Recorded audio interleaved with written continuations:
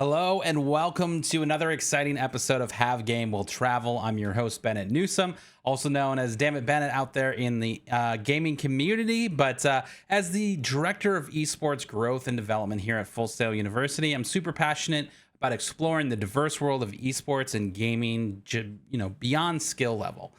So whether you're a first-time listener or a returning fan, we're thrilled to have you join us for this virtual journey through the experiences of industry professionals. So get ready to engage with our guests and learn from their perspectives. Remember to submit your questions in chat, and we'll get them answered on stream. But sit back, enjoy the ride, and let's kick off another episode of Have Game Will Travel featuring Dr. Justin Muller. Justin, welcome to the show. How's it going? Hey, Bennett. Good. Thanks for having me. Absolutely. Well, I'm excited to have you here. Can you briefly kind of introduce yourself and kind of how you've come to be here on this show? Yeah. Hey, I'm a sports medicine physician by training, and work for Orlando Health, Jewett Orthopedic Institute. I've been here for about 3 years now, and Orlando Health and Full Sail have created a great partnership and have worked together pretty closely over these last couple of years on a variety of different projects. Yep. And it's something that I really value and really am happy to be a part of. Absolutely. And for those that don't know, Orlando Health and is the naming sponsor of the Fortress. So the Full Sail University Orlando Health Fortress, where we put on all of our esports events and all of the really fun things that happen there. We have you guys to help support us along the way in that. And, this is not our first conversation. We've had a couple times where we've been in the Fortress and we've had conversations with our students and our varsity players for Armada, which is pretty cool that you guys are really helping support, our mission here at Full Sail and what we're trying to do in the worlds of esports. So, that's what this show is all about, is just really trying to talk about how there's so much more to gaming and esports than, just that competitive side, right? So, for yourself, have you been a gamer? Are you a gamer? Kind of where do you sit on that spectrum? Yeah, so I grew up in the Super Nintendo days. Yep. Back playing the original Mario Kart, and was always a sports game person, and played a little bit of Final Fantasy and Chrono Trigger on the side. Yes. Got into college and basically played all soccer, all FIFA. Yep. And then once you get to medical school, it's all encompassing, and really fell off of playing video games at that point. But then now I've got young kids, and we got a Nintendo Switch, and picked back up Mario Kart, and there you go. Forza Horizon 5 is our game of choice right now. That's fair. I like that you've come full circle, right? Yeah. Maybe we'll get back on that Final Fantasy game at some point. Yeah, I mean, they just dropped a new one, so you'll definitely have to come back to it. That's great. I love the it's funny. I think back to my early gaming, consoles and things that my parents had got me. I've talked about it on the show before about how the Sega 32X was like that thing that you put on top of it, and playing Doom for the first time was like mind blowing. And it just you look at these games now and how far they've come. It's pretty crazy to even think about that. So obviously Mario Kart, the original Mario Kart on the Switch, and my kids are like, "What are we doing here?" Yeah. It is pretty awesome. My nieces and nephews do the same thing, so it's always a fun time. They come over and they're like, "Hey, can we play some video games?" I'm like, "Yes, we can." So talk to us a little bit about your educational background, because I feel like you said, gaming kind of was pushed to the side when you're going to school for that long, and I'm sure it was pretty intense. Talk to us about your background there. Yeah, so I grew up in South Carolina, went to college there, and then went to medical school at University of South Carolina, and then residency as well. Medical school is 4 years, 2 years in the classroom, two years in the hospital, and it's pretty all-encompassing. You're constantly doing something, studying or working overnight or whatever. And then residency starts after that, and so I did 3 years of residency. So learning about how to take care of general primary care conditions. And then did an extra 1 year of training that's called a fellowship in sports medicine. And that was a year that I actually lived up in New Jersey and worked with the New York Jets and worked with Seton Hall University and learned how to take care of athletes. And then after that, finished residency, and I actually lived in Washington, D.C. for several years and worked at Georgetown University, and then worked with one of the soccer teams up there, DC United, and then got lucky enough to get the job down here in Orlando. So working here with Orlando Health, with Orlando City and the Orlando Pride teams here. Yep. Then and trying to get involved with Full Sail as much as I can. Absolutely. And yeah, I mean, do you feel like the fellowship was kind of like I like sports, I want to go in that direction, or is that, did you know from day one that that was the direction that you were planning to head? Yeah, mostly knew from day one. Everybody that played sports growing up and then goes to medical school wants to go into the orthopedic surgery world because you think that's the only way that you can stay involved with sports. And it's one of the ways, but realized pretty quickly during rotations in medical school that really wasn't a fan of being in the operating room. And realized that pretty quickly. And then just in trying to figure out what way I could stay involved with sports, looked around a little bit, and the primary care sports medicine route is another good viable option. And it suits me well because I really don't do well just standing there all day in the operating room. It's just not my scene. Yeah. But in the clinic every day, seeing patients, talking to people, interacting with people, and then having my weekends to go to sports games. Yeah. It's not a bad deal. No, that's a great deal. I think I would be the same way. I don't have a problem seeing blood, but I just feel like doing that all 24/7 would not be necessarily the thing for me. Well, I don't have to see blood that much anymore. Yeah. Back in medical school and residency, I saw it a lot more. Now it's just sports injuries. You might get a little blood here. Yeah, a little bit. Well, that's great. I mean, obviously, I think, that kind of connects these worlds, because I always talk about how, the traditional sports scene, aka T-sports, as my buddy Jacob as Nachos loves to say, really focuses on how this has existed for a long time. They've had hundreds of years to build the support structure for traditional sports, but esports is still in its infancy, and sure. But just as there are ways to still continue that love for sports by working in the in a related field in sports, same thing with esports. Is there's all these different supporting structures that are helping support esports grow and really take things to a new level. And I think one of those areas is really sports medicine, just because there's a lot of kind of unknowns about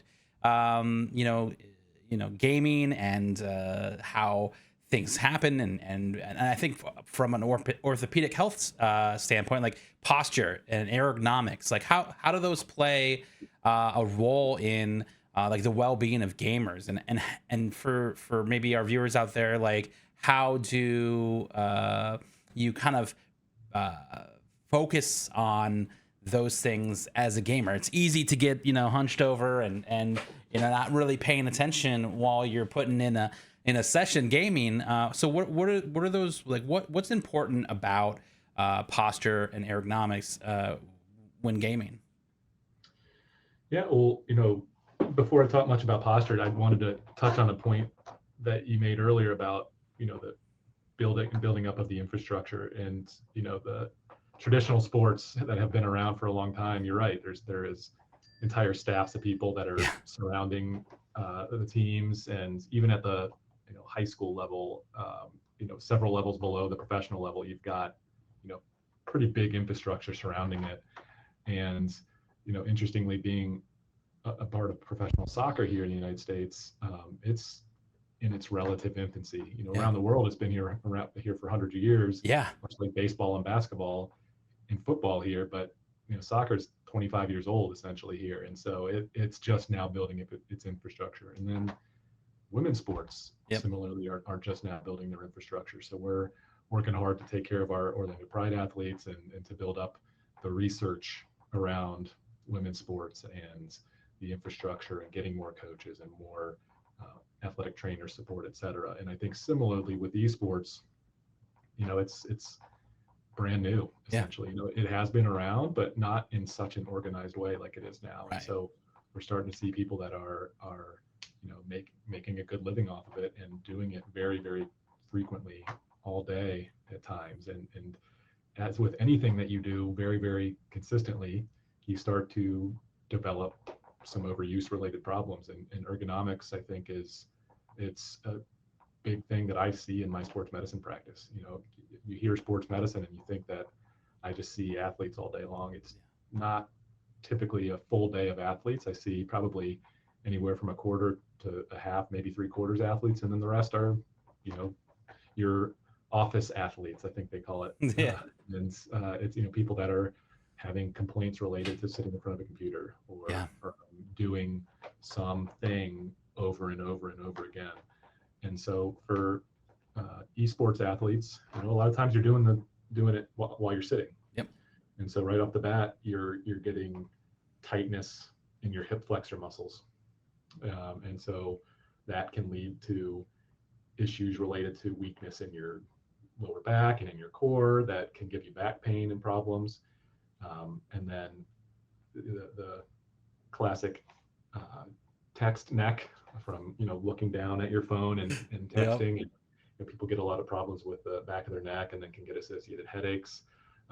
This is something that I personally deal with just from sitting in front of a computer all day long. Is you always kind of have to just put your shoulders back put your head back like that, because you find yourself in this posture that then becomes the new normal.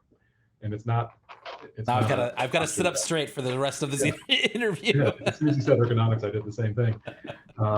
But really making it a habit, and that's often what I tell my patients is part of this is just imbalance, it's weakness, but a big part of how you fix this is actually just creating the habit of good posture and reminding yourself and making it part of your daily routine to correct the posture, to bring the shoulders back so they're not hunched forward so much, to tilt your head back a little bit as you sit so your head isn't forward and you're getting those neck pain and that shoulder pain and those headaches that come along with it.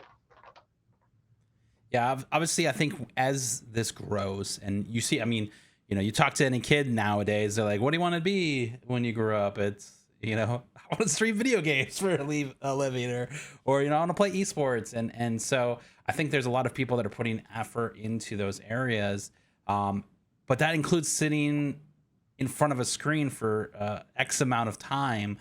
What common issues do you see in gamers specifically? Are you seeing this a lot as far as their general kind of care of themselves while they pursue this passion? I think that the thing that I see most commonly is what the physical therapists have termed upper cross syndrome. Okay. It's this imbalance around the neck and shoulders from prolonged sitting, and it involves tightness of your pectoral muscles on the front here that comes with that kind of shoulders forward posture. And so when your shoulders forward like that all the time, that pectoral muscle right here becomes tight because that's essentially the new normal. I see. And then now when your shoulders are rolled forward, the muscles on the back of your body here, your trapezius muscles, and then all the muscles that connect your shoulder blades to your rib cage and to your spine, all those muscles become stretched out and lengthened. And then that imbalance just feeds itself over time. And then that's when the people start getting that pain that's kind of right on the inside of their shoulder blade, and they start getting that neck pain a little bit, and it turns into headaches. So that's I probably saw 3 of them today. Wow. I don't think any of them were gamers today, but I do see people that are esports athletes, and that's definitely something that I see is that incorrect posture. And so I sort of have the routine of telling them, creating the habit of good posture and really addressing ergonomics. I have a handout sheet that I give to people that should be set up. So, what height should your keyboard be? what height should your chair be from the ground, what Mm-hmm. angle should your knees be, um, what height should the screen be, all of these things that probably don't make that much of a difference if you're sitting in front of the computer 5 minutes a day. But if you're Yeah, there 2 hours, 3 hours, 4 hours or more, makes a big deal. Makes a really big difference. absolutely. And it's the things that sometimes you just don't even think about, like the angle of your knee on the chair to the ground, like that. Why does this hurt? Well, it's the angle of your knee. Like that doesn't. You're like, oh, that's crazy. Like, but I guess, like you said, all those things matter for the long period of time that you're going to be there, which is, That's the key thing. yeah, that's really cool. Well, that maybe I don't know. You can tweet out that link or something. share that with folks. For sure. Sleep. That's another thing that I think a lot of people, especially in the gaming scene, don't understand, and like how crucial that is for not only your overall health but when it comes into your performance as well. Like how does inadequate sleep affect gamers, and what sort of recommendations do you have for maintaining a healthy sleep routine?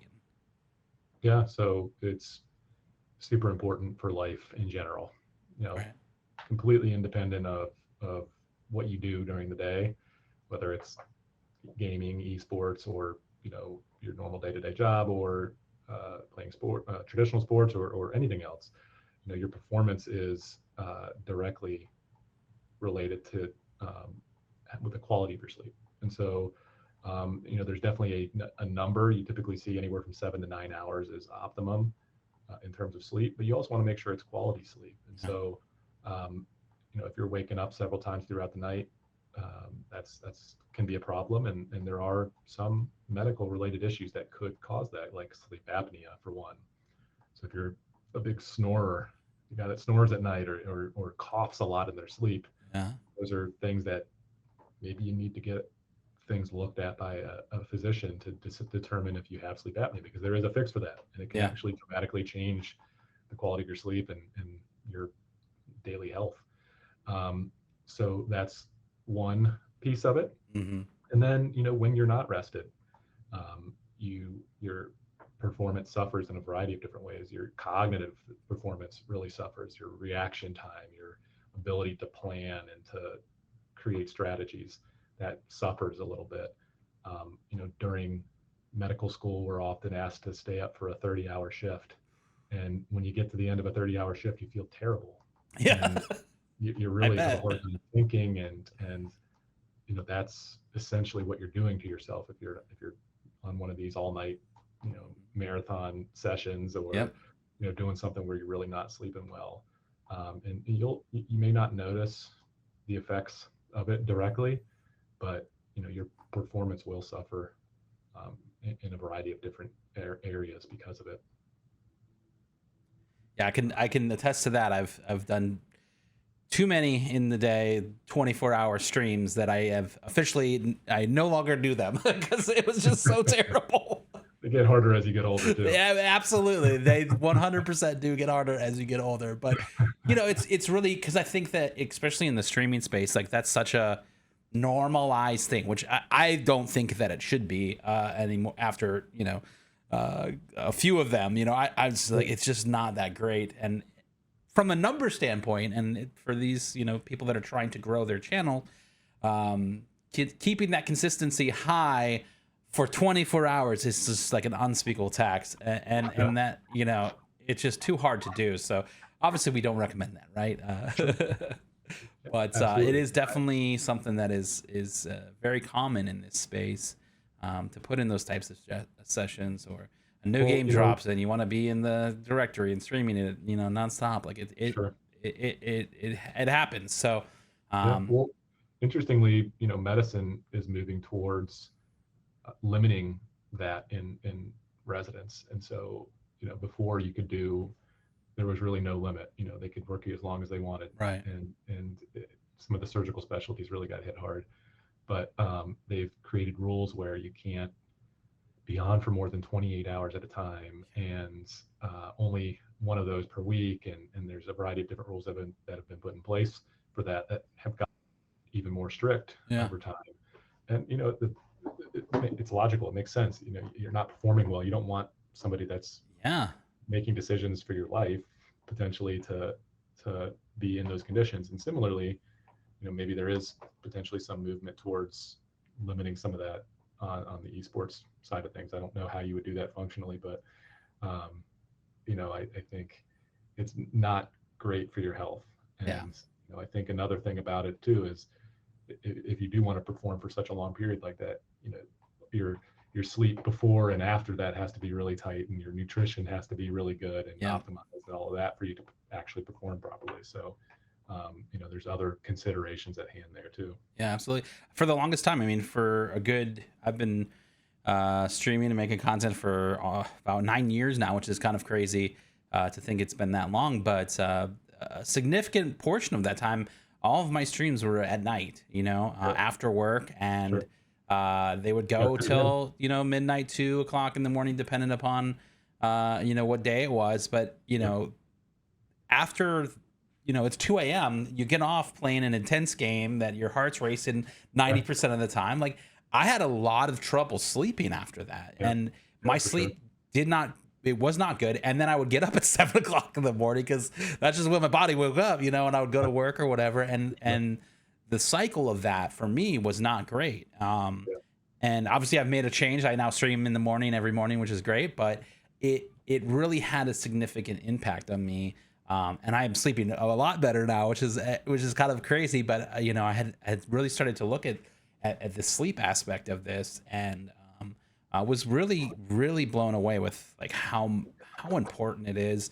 I've talked to other folks that work with some of the big name esports orgs, and they're like, we have specific rules about sleeping. Like, you can't That's be great.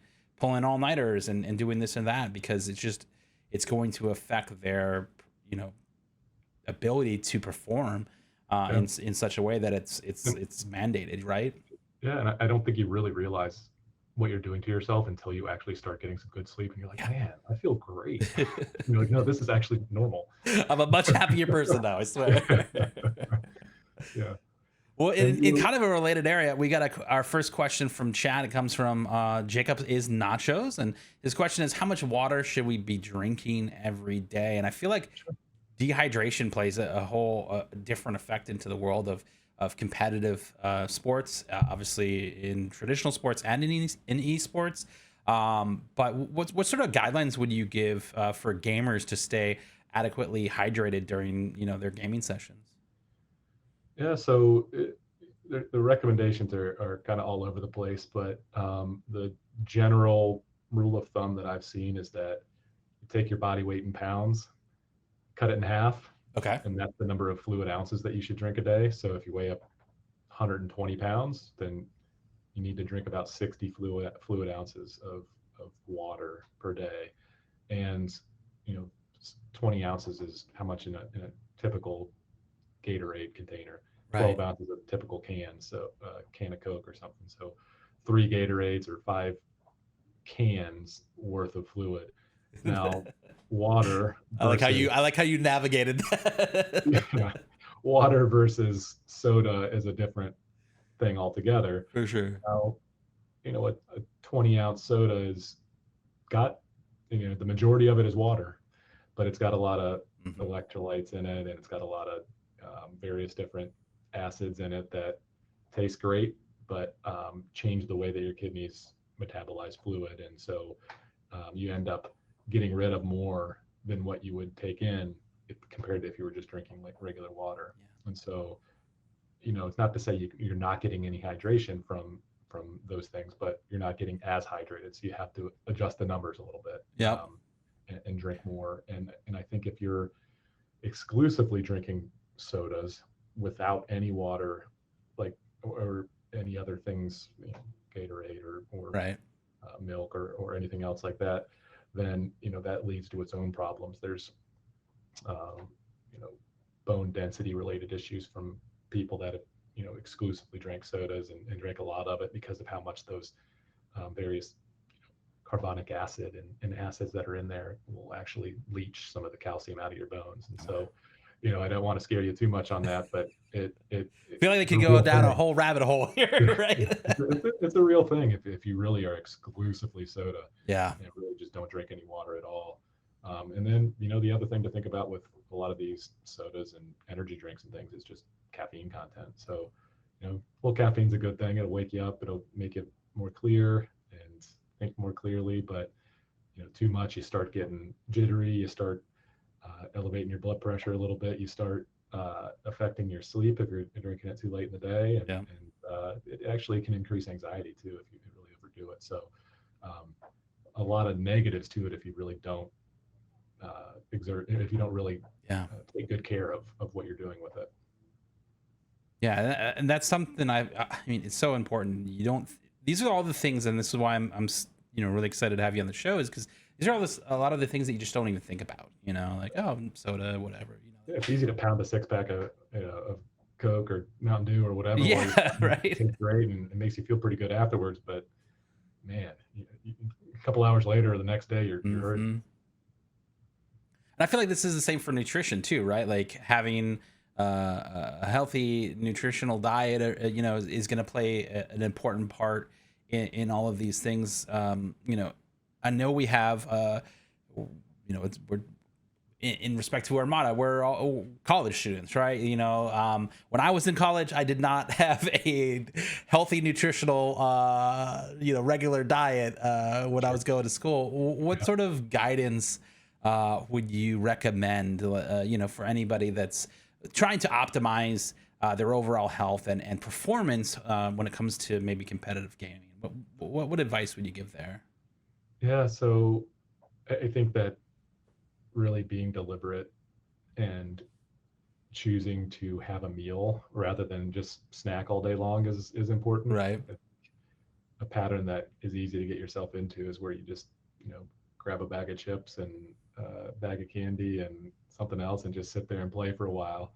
And, that obviously is not the best option for you from a nutrition standpoint. I think people probably know that intrinsically, but it's easy to fall into that pattern because the stuff's easy to get. It's relatively inexpensive and it's quick.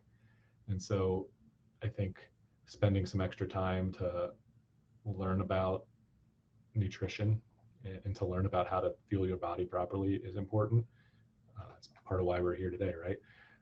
But I think that one important thing that's often overlooked is getting enough fiber in your diet.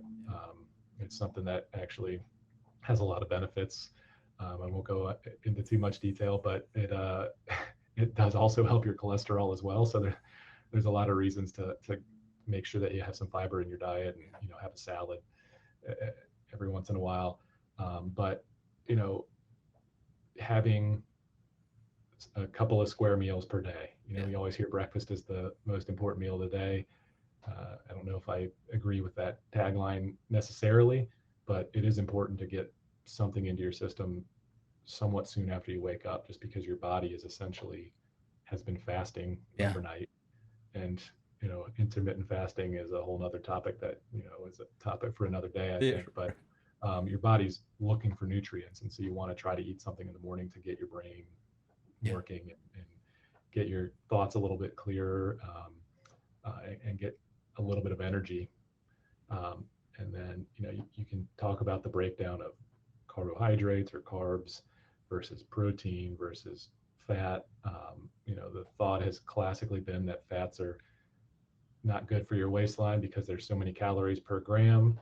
I think the prevailing wisdom is starting to turn in the other direction a little bit, at least, and that there are some good fats. And then your quote saturated fats that are in fried foods are ones that tend to be a little bit more on the bad side. So good fats are things like oils and seeds and nuts. Those are all things that have good fats that are healthy for you. Fish is another one. Meat that's can be a good thing as well if you're not a vegetarian or a vegan, but meat can be a good source of protein and calories as well. So I think without getting into too much of the details in terms of numbers, I think just making sure that you are being deliberate about sitting down and having meals rather than just kind of doing it on the fly. which is, if you plan it out right and do it right, it's possible, but it takes a lot of work and a lot of effort to do it that way. I think it's more, I think it's better to do it where you're, deliberate and you're sitting down and having those meals. Yeah, I've always been a fan of breakfast, but I also agree. I feel like the lunch may be more important. See through the day longer, right? Yeah. All right, so we do have another question from the chat here, and it's from Puff and Yeet, and he asks, "What are some good resources to use when you're looking to begin working out and improving food intake after being unhealthy for so long?" Say that again. I was reading the chat over here and laughing about slacking on drinking water every day. Right. So the question from Puffin is, what are some good resources to use when you're looking to begin working out and improving food intake after being unhealthy for so long? Yeah, college doesn't really help at all. I think you're in a place where you're first figuring it out, and typically you don't have a whole lot of resources to burn, so you just kind of have to eat what's close to you. And yeah, it's difficult for sure in college. I don't know what the food facilities are like there at Full Sail as much, but I know at my college it was hard to, it was really hard to get a good nutritious meal.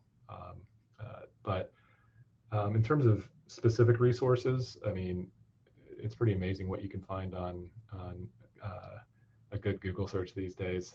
There's a lot of resources out there, but some of the more well-vetted larger organizations have some good stuff that's quote evidence-based, that has a lot of research behind it. The ADA is I can't even remember what it stands for, the American Dietary Association, I believe. Yeah. There's guidelines that are out there in terms of what your targets are as far as the various different micronutrients and carbohydrates and protein and such. But I think finding a good sort of nutrition plan is ultimately the key to it. So you've seen all these different diet plans out there, the paleo diet and the Atkins diet and this, that, and the other. Right. All of those diets are, I think the benefit of any of those is that you have a plan. It's not just something that you're just putting together haphazardly, or you're just eating whatever's in front of you. Really coming up with a discrete plan is, I think, the most important part about it. And so these various different types of diets are all just plans that you can follow that make it easier for you to make decisions on a day-to-day basis with your nutrition.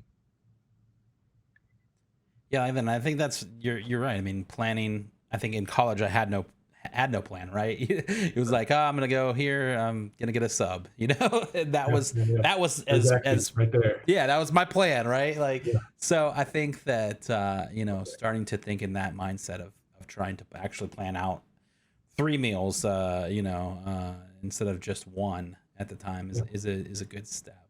Yeah. Things like carpal tunnel, we hear a ton about, especially in this space and in the competitive space. What sort of preventative measures or any sort of exercises that you could incorporate into a gamer's lifestyle to try to maybe help avoid these types of injuries, but anything you could offer there? Yeah, well, so the difficult thing about carpal tunnel specifically is that it's a condition that's somewhat genetic, and it's basically just the anatomy of your wrist and the carpal tunnel that runs through it is that it's smaller than it should be for all of the stuff that's going through it. So there's a variety of different tendons that go from your forearm into your fingers that run through your carpal tunnel. And then there's a nerve called the median nerve. And so the condition itself, carpal tunnel syndrome, is where that median nerve gets irritated and you start getting numbness in these 3 fingers, your thumb and index finger. Mm-hmm. Put the camera here, thumb and index finger and middle finger, and it can lead to some numbness in that distribution. And then over time, if you just ignore it, eventually can lead to weakness of the muscles of your hand. And so unfortunately, a lot of the people that get it, it's come at some point. Not always, but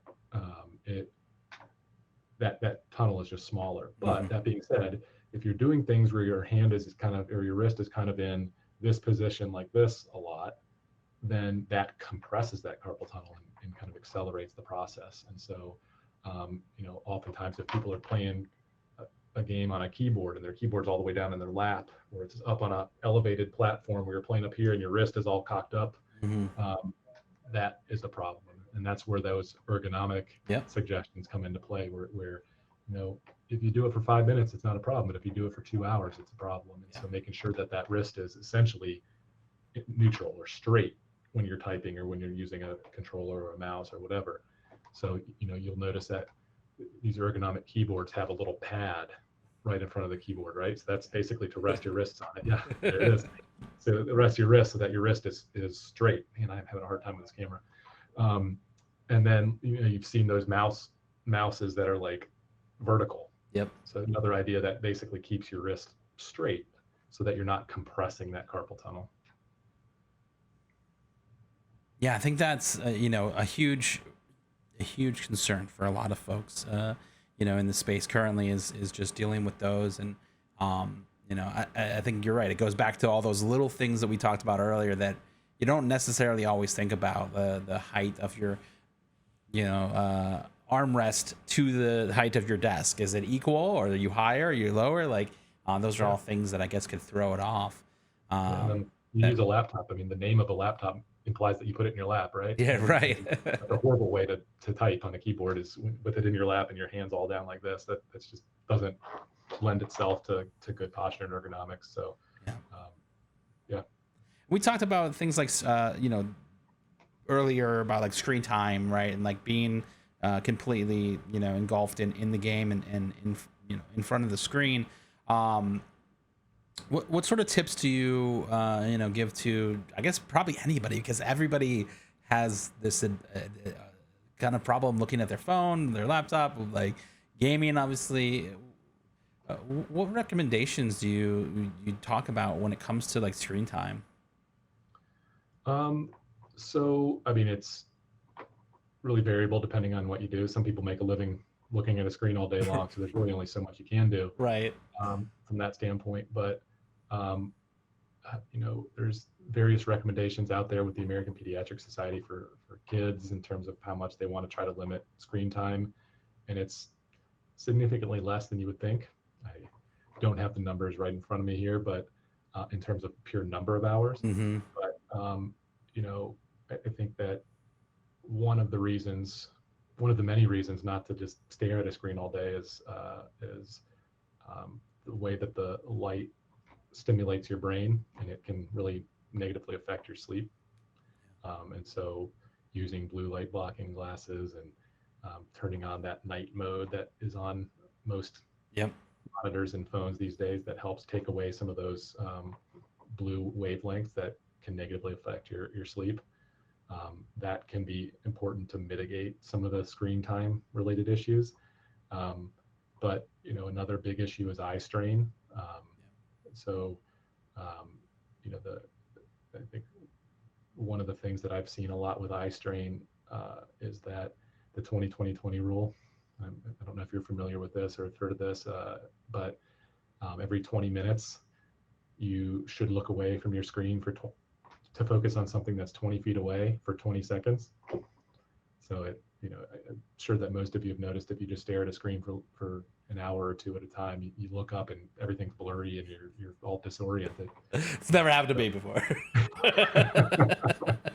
So by looking away every 20 minutes for 20 seconds, focusing on something 20 feet away, look out your window or stand up and go somewhere, that's helps to cut down on that eye strain, which ultimately can lead to headaches and lead to other issues in and of itself. Yeah, that's great advice. I remember you saying that when we had you over at the Fortress not too long ago. I feel like we talked about that, and since hearing it, I've tried it, and it definitely has helped, because there's been plenty of times, playing on the Steam Deck, and you're just like, wait, what is happening? Why can't I see it? Yeah, I'm right there with you. Yeah. Obviously, the world of gaming is great, and I think this is more of a general question, but it obviously applies to the world we're talking about of gaming. But from a mental and emotionally kind of standpoint, gaming is demanding. Stress plays into a lot of this. We've seen some high profile esports athletes step down, take breaks, all of these types of things because their physical well-being wasn't in the right place, and their health wasn't good. What strategies would you recommend to any gamers, or especially any of our varsity athletes, that to kind of try to help maintain that healthy mindset? Yeah, well, I think that all of the things that we've talked about so far are a big part of what goes into that kind of thing. Yeah. I've been around pro athletes in traditional sports for over a decade now. I took care of people at student health centers at big colleges, and you kind of see this pattern of people who are performing at a really high level and are able to do that because they've basically just neglected everything else and only focused on this one thing to make themselves great. And that's fine.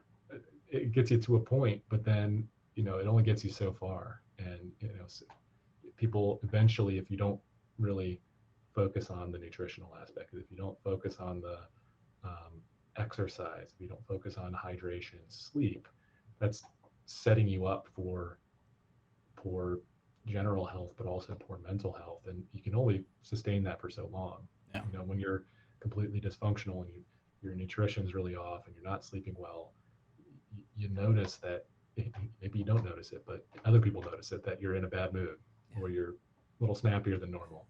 And then, that continues to spiral to the point where, things ultimately break down. And I think that's where some of these athletes, both esports and traditional athletes, get into trouble. You've seen them real high profile cases with Simone Biles recently, and the gymnast at the Olympics, and recently with Naomi Osaka, who's the pro tennis player who had some mental health, very public mental health related issues. I think we're recognizing that more, and I hopefully we're more forgiving of that now. Whereas I think before, that happened before, it was just that they failed, they didn't do well, whatever, they crashed out. But now I think we're starting to realize, what the mental health aspect of things is, and it's not just about who's the toughest. We need the people that are the quote toughest are the people that take care of all these other things. Yeah. And they do it right and address their mental health related issues. Absolutely. Yeah, I'm a huge advocate for seeking, and therapy or someone to talk to if you're experiencing any of those things, especially in gaming, because it's so easy to push those things away. And you see that typically more in traditional sports where players are playing through an injury. I think we have to normalize that, right? And realize that talking to someone is okay, and like it's good. You should. It probably should be like some sort of like requirement, of growing up. Like, hey, go talk to someone for a little bit. If you're looking to achieve something, that's a part of it. Yeah. Dealing with that aspect of things, and I think it should be a bigger part, like you just said. There's obviously financial barriers to that, and for sure other barriers to that, but it's definitely something that should be destigmatized, and I think we've come a long way. We have, absolutely. So things are in the right direction, but I think it's easy to neglect it personally on an individual level.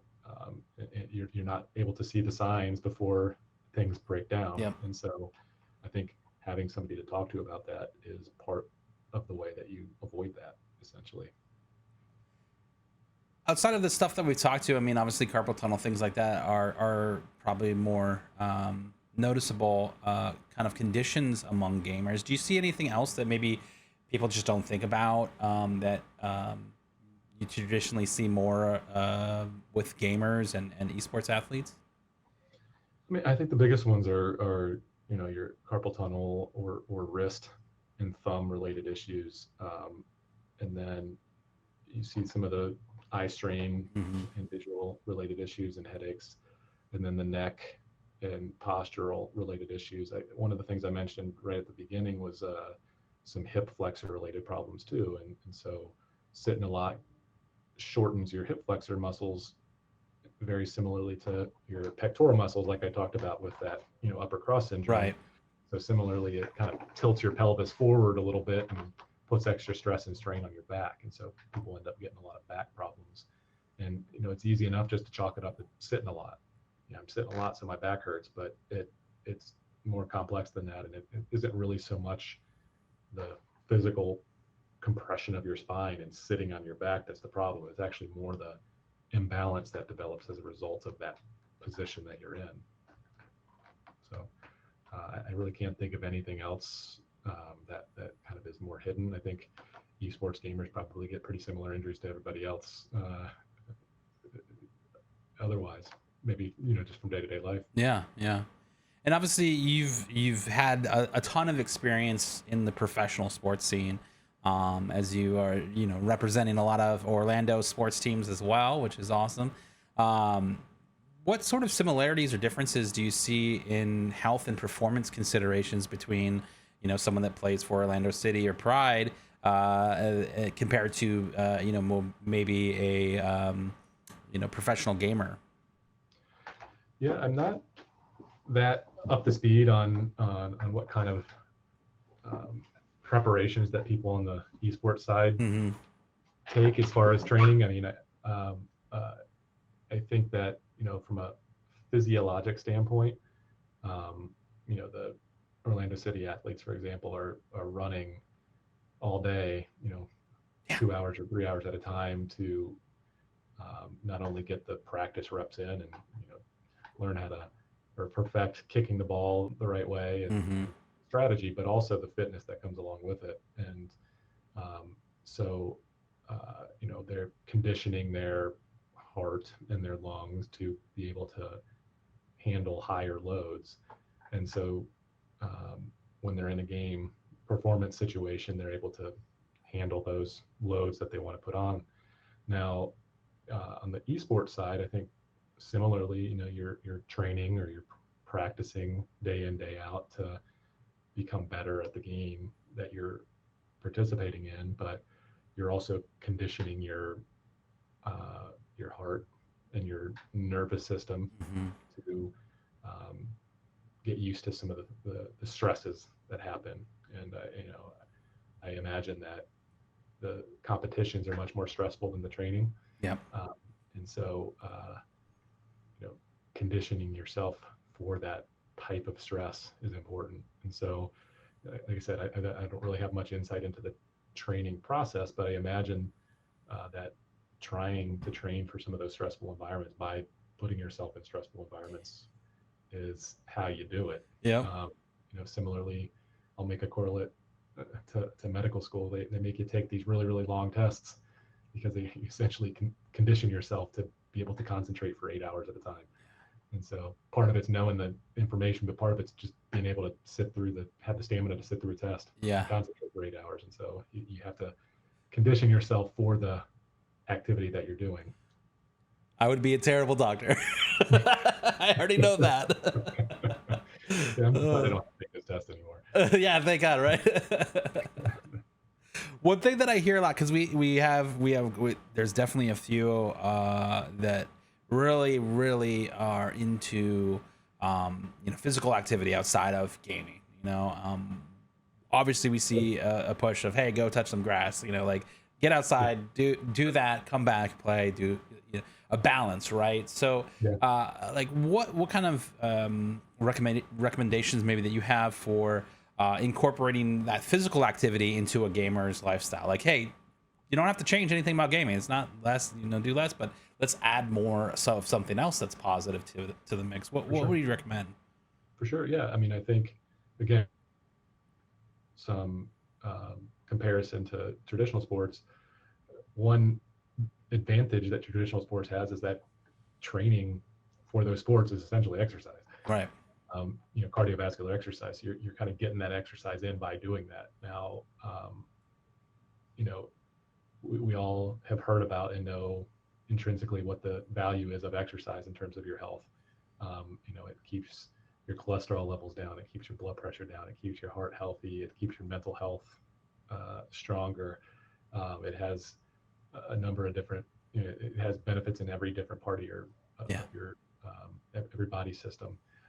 You always hear, if you could put all of the effects of exercise into a pill, it'd be it would be $1 million a pill. Yes. It's that good for you. And so, a lot of these other things that we've talked about, the eye strain, the neck related issues, some of the hand and wrist and thumb related issues, even sleep issues, all can be helped by getting out there and exercising. And it's easy to say, it's easy to think about, it's tough to do. And so you just got to make yourself do it. And part of the way to motivate yourself is by knowing that you are helping yourself in so many other areas, even if you don't like doing it.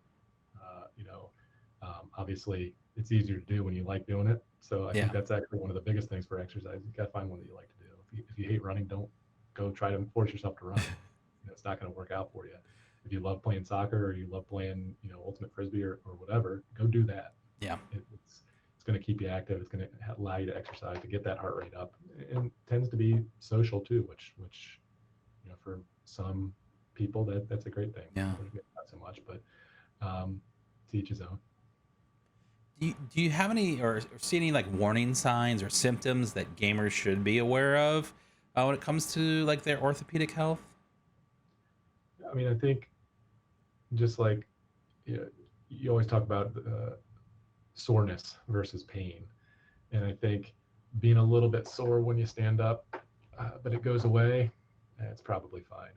But if you're having pain that's worse over time, let's say you're a little sore today, but then tomorrow it's a little bit more sore, and then a week from now it's even more sore than that, you're trending in the wrong direction. That's definitely something that you should make note of and try to remedy, whether it's seeing a doctor or just trying to figure out how to adjust your posture or the way that you sit, or the things that are potentially contributing to that, trying to change those things.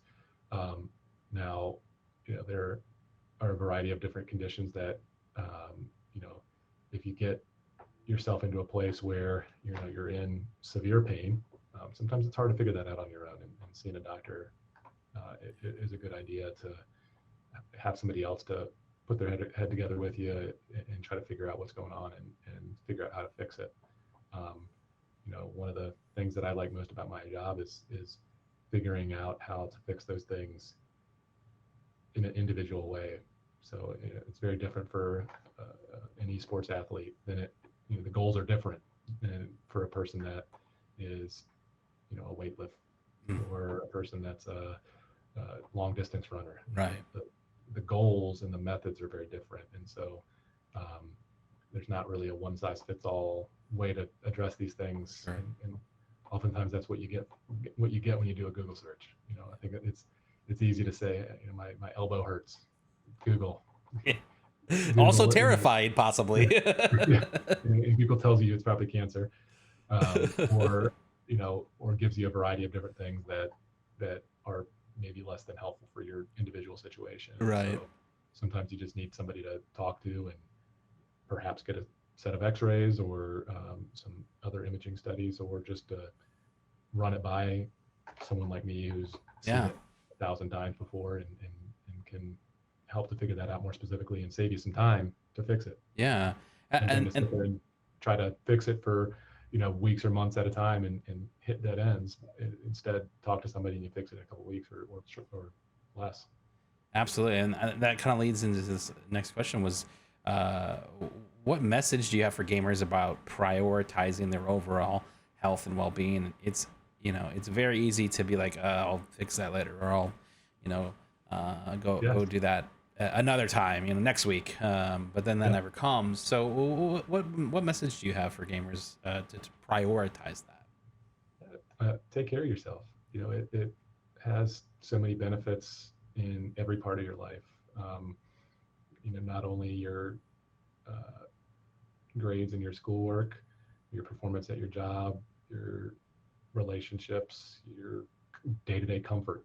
Mhm. All of these things are directly related to your health, and directly related to how well you take care of yourself. And so I think the sooner that you're able to figure those things out, the better your life is going to be, the more comfortable your life is going to be, and the better you're able to achieve the things that you want to achieve.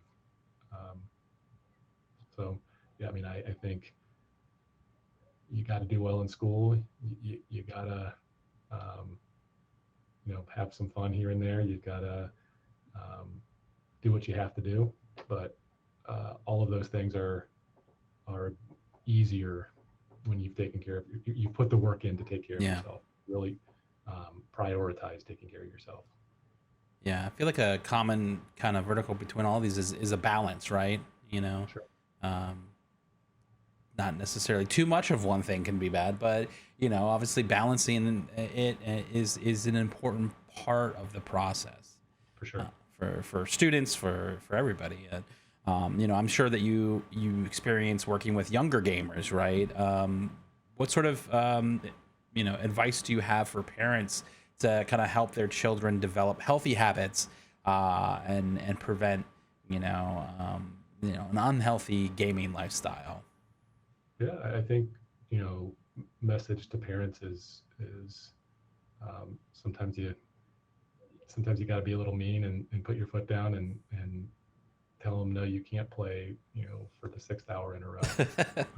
You need to come over here and eat, or you need to go to sleep tonight. And so being the bad guy a little bit and enforcing some of those things is important when kids are younger, because they really don't have the ability to regulate themselves. Right. Trying to limit that screen time within reason is important. Getting out and exercising, it's been one of the common threads through all of this, I think, is, and if there was one message that I could really get across, it'd be to really get out there and get moving and exercise, because it really has significant benefits. So that would be put down the controller and get outside and exercise for a little bit. It'll help you in a lot of ways, even if it's only 30 minutes a day. Yeah. Get out there and do something, create that habit,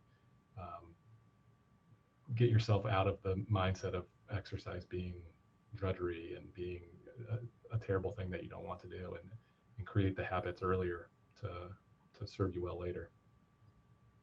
Yeah, I really like that. I think that getting outside again, doing the things, those are great ways to do it. But Justin, thank you so much for your time here. Is there a place that people can find you if they have questions, that they can reach out to you? Yeah, I mean, I'm just learning Twitch a little bit. I obviously am aware of it, but I haven't really been much of a user in the past. But I have a Twitter, Justin Molnar MD, or it's actually Justin.Molnar MD. So that's a place that you can find me and shoot a question if you have one. Otherwise, I think that's probably the best way to find me. Perfect. Well, thank you so much for being a guest on the show, and we'll see you in I'm sure many other capacities at Full Sail here in the weeks to come. And I really do appreciate it. But have a great night. If you guys are still watching here, we will see you next time, and have a great night.